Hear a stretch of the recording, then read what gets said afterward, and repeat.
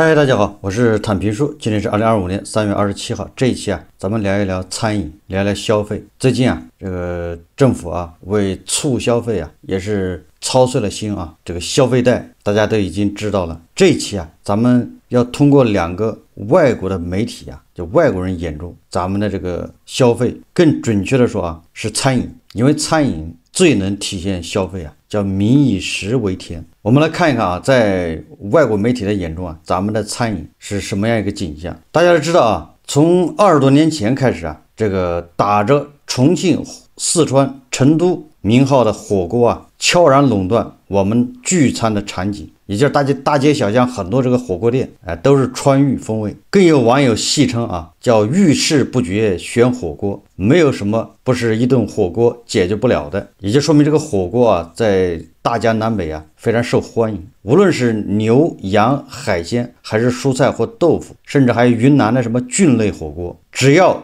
扎入沸腾的红油之中，就像裹上了快乐因子一样顿时能让餐桌上的人产生一种莫名的兴奋感。说这种氛围也会在香油、麻油等香料催化剂的作用下，使人感受到一种饱腹以外的愉悦，让人欲罢不能。或许有人说没有一顿火锅解决不了的事，大概就是这个原因。但是持续了多年的火锅热潮似乎正在退去，曾经门庭若市的网红火锅店如今门可罗雀，等等这个头部品牌也没有了往日的喧嚣。几天前曾是号称城中火锅排队王的臭臭火锅广州首店和北京的南火锅也传出了关门的消息这些火锅我也没吃过也没见过。他说根据2025年中国火锅经营发展报告显示，相比2023年门店存量，火锅在2024年整体减少3000多家，这一数字在2025年可能持续增加。红餐的重庆火锅发展现状分析数据也显示，2024年火锅开店降温，倒闭了近2.6万家企业，且行业的连锁化进程在加快，性价比更高的低价火锅呈扩张趋势。倒闭了近2.6万家企业，且行业的连锁化进程在加快，性价比更高的低价火锅呈现扩张趋势。酸汤、鲜菌、蒙氏火锅等新概念频出，说明在这一轮火锅行业洗牌中，辣火锅似乎在淡出人们的视野，也就是以那个红油为主的似乎在退潮。这个英国金融时报编辑鲁拉哈拉夫也发现这一现象。他在文章中写道，以中国最大的火锅连锁品牌海底捞为例，其集团利润下降约 10%。 一方面客人的平均消费有所下降，就是客单价这个海底捞的客单价已经低于100了，好像只有90吧人均说另一方面各地的辣火锅市场已趋于饱和。说秦亮在北京经营着一家二手餐饮设备公司，2013年时他曾在北京开过2家火锅店。在餐厅关张后，他偶然间发现了餐厅二手设备里的商机。在疫情前，他在全国各地收购高端厨房设备，并长期供应给北京的新门店。他声称当时只做高端火锅设备，比如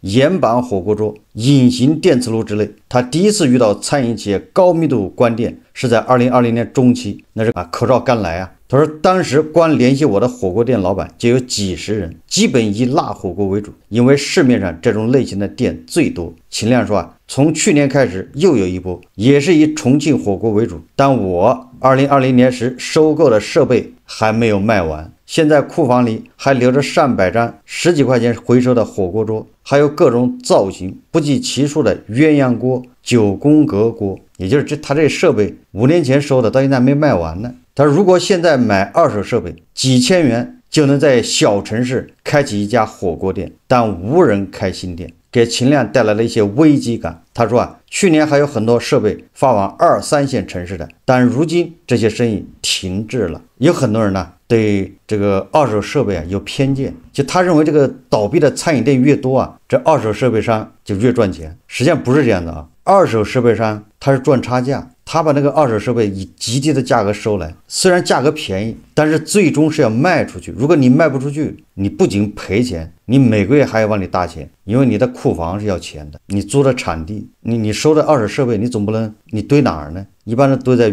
远郊区，找个大库房堆里面，那个库房是要花钱的，一年一年的租金，然后你还得找这个渠道把你的二手设备的卖出去。所以说当餐饮行业惨的时候二手设备商也要破产，因为他收了之后他消化不了，没有人开新店。说当然火锅的退潮不止于经济因素，在过去的十几年中，辣味长期占据着市场的主流。7、8年前，商场至少有30%餐饮门店销售这辣味食物。李继业曾在北京的一家商场做招商，他说在当时辣火锅店的数量和商场人流关系成正比。辣曾经是个经济指数。湖南省蔬菜研究所的第一任所长、辣椒专家张继仁说越是穷的地方越喜欢吃辣。在物质贫乏时期，辣椒成为调味食材。这个其实好理解辣一般是解决几个问题，一个是辣呢能出汗，解决你的湿气重，也就是有的你像云贵这个地方山区它湿气重，那吃辣椒也很正常。还有一个辣椒就是开胃，吃辣椒能吃饭，也就是说你只要吃辣椒，你可以少吃菜，你也能把米饭干3碗或者面条干几碗。过去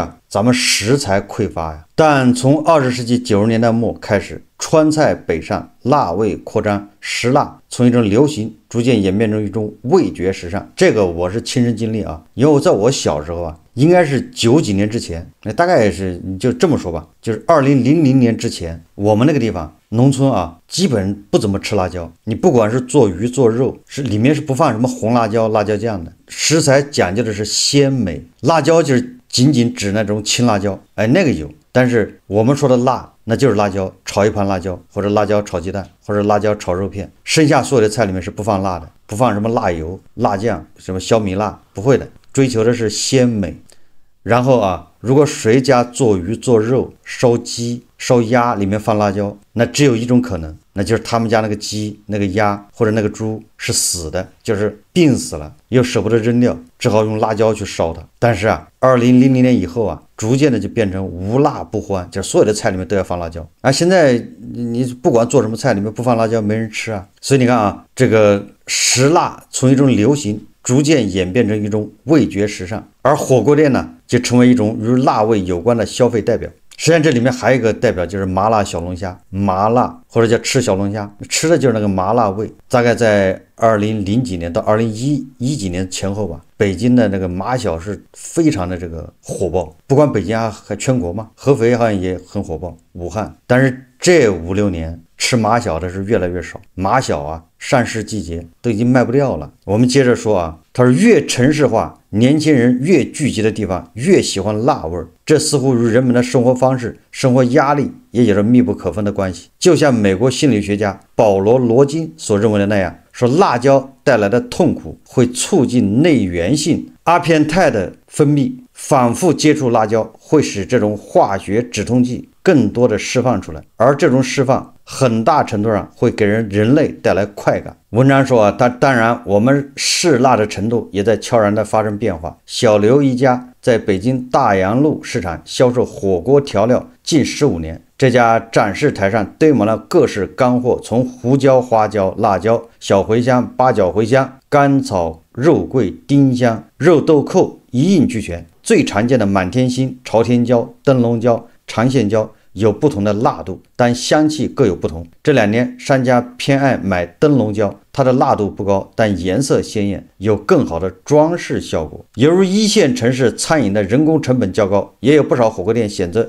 使用成品火锅底料。最早只有不到10种辣火锅底料的选择，现在发展出上百种辣度和口味。小刘说着从冰箱里拿出一些透明的袋子，里面装着各式的辣椒和麻椒，贵的底料都是要冷链。他说汤底从一味的辣变成麻辣之后，牛油的比例越来越重，堆叠的味道越来越多。北方的辣火锅很大程度上依赖这种一致性的味道。这是火锅底料然后说涮菜也在发生着变化，从最初的鲜肉和蔬菜，到已经见怪不怪的鸭血、牛蛙、脑花、鸭肠，再到吸引人眼球的鸡冠、牛鞭、竹虫等，仿佛所有食材都需要在火锅中经过一次洗礼。2年前，辣火锅涮包子成为一种另类的吃法，在社交媒体上掀起一轮流量。香软的酱肉包在红油的裹挟之下，成为一种油腻的食物。这似乎也把辣火锅推向了舆论的分水岭，让一些人勇于尝试，让一些人认为辣火锅再也无计可施，辣火锅在退潮。但火锅并没有消失，只是食客的口味发生了变化。清淡的粤式火锅，清甜的广东鸡煲，酸辣的糟粕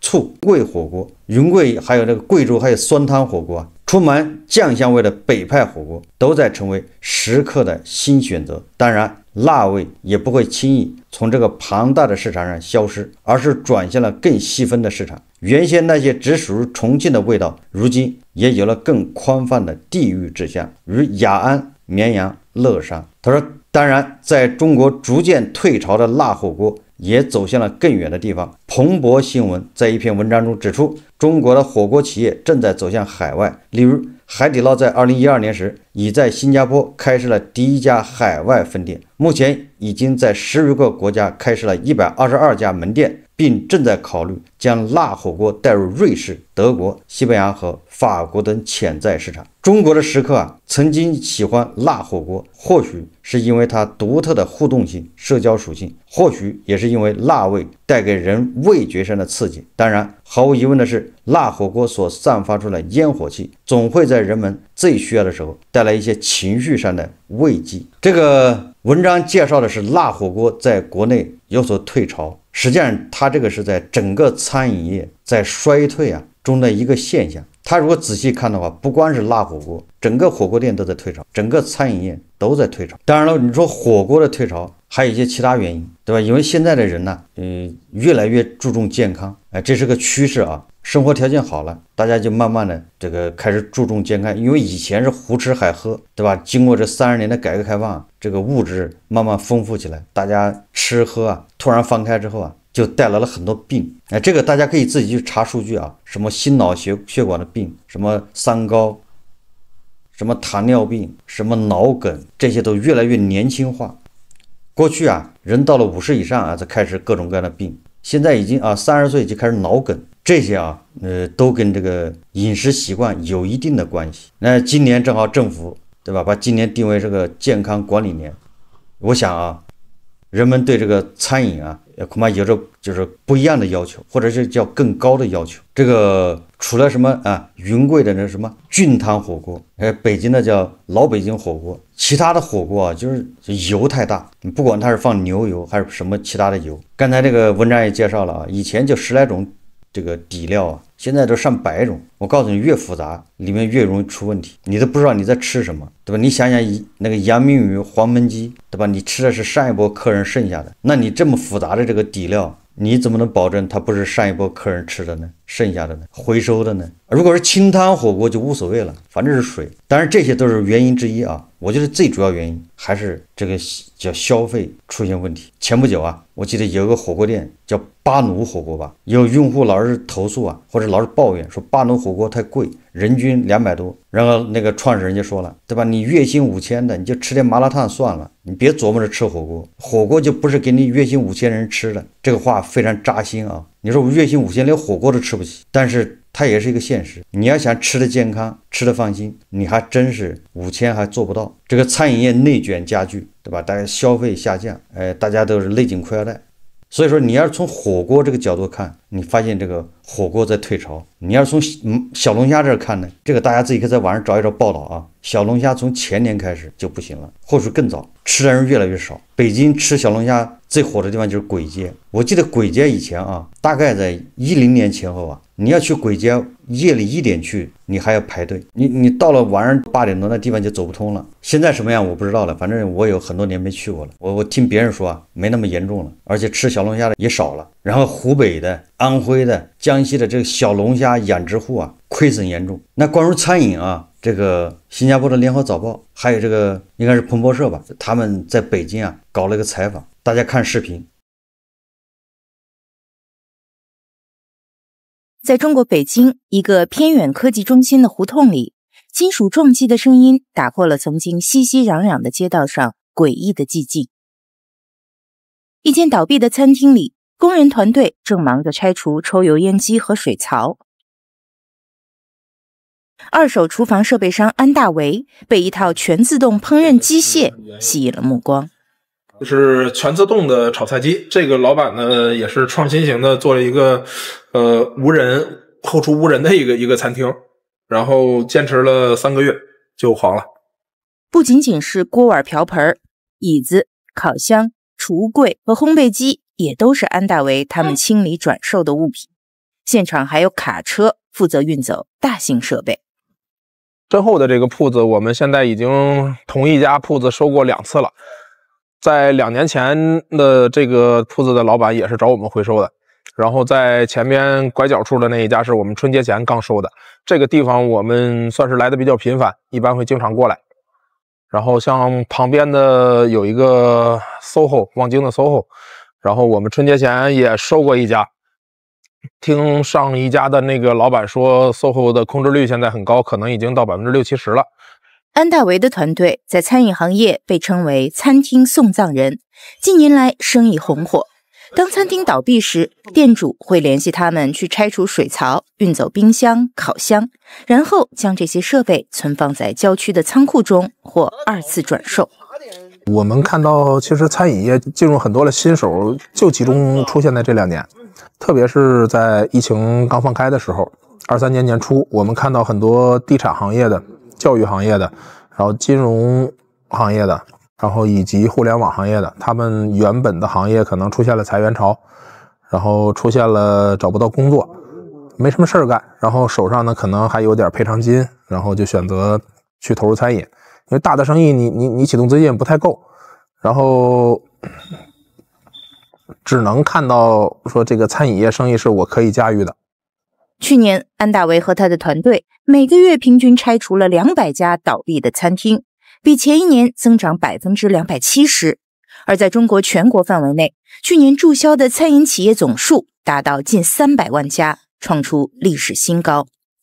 安大维说，这些餐厅大多属于那些在疫情后压住微型经济复苏的人，但随着中国经济放缓，老百姓消费降级，外出就餐的开支被人们一省再省，业者只能依靠激烈的价格竞争和不断变化的菜单吸引顾客。即使是老牌餐厅，想要生存也困难重重。北上广深这种一线城市，月倒闭率在10%以上，那甚至有的月份可能会超过15%。也就意味着，其实你做一家餐饮店的话，你每年的这个循环的倒闭率应该是超过100%的。也就是说，你普通人开一家餐饮店其实是必死的，是吧？真正赚钱的可能就是头部那些。中国政府宣布，今年的首要任务是扩大内需，以抵消美国关税和房地产危机的负面影响。但2月份居民消费价格指数以近年来最快的速度下降，引发了通缩螺旋的担忧。